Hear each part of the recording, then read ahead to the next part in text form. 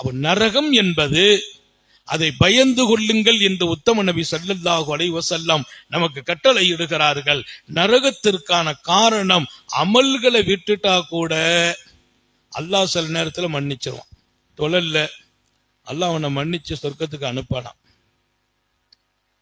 அமல் கொஞ்சம் கம்மி, நோன்பு முடியல விட்டான், அல்லாஹ் மன்னிச்சிடலாம். ஆனா பாவங்கள் என்பது மன்னிப்பு கேட்டே ஆகணும். பாவங்கிறதுலதான் ரொம்ப கவனம் இருக்கான்.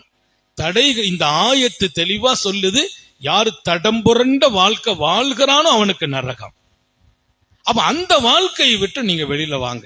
எத்தனை நாள் வாழ்வோமோ யாருக்கும் தெரியாது.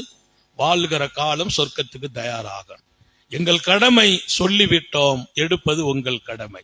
இனி வேண்டாம் ஆபாசங்கள், இனி வேண்டாம் போதைகள், இனி வேண்டாம் ஹராமான வாழ்க்கை, ஹராமான தொழில், ஹராமான உணவு, இனி வேண்டாம் அடுத்தவர்களின் வாழ்க்கையில் குறுக்கீடு என்பது.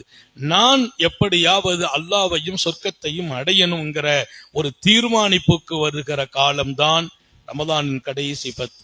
அல்லாஹும்ம ஆத்திக்னா மினன் நார், எங்களை நரகத்திலிருந்து விடுதலை வழங்குவாயாக. வாதுகில்னல் ஜன்னா, எங்களை சொர்க்கத்திலே நுழைய செய்வாயாக.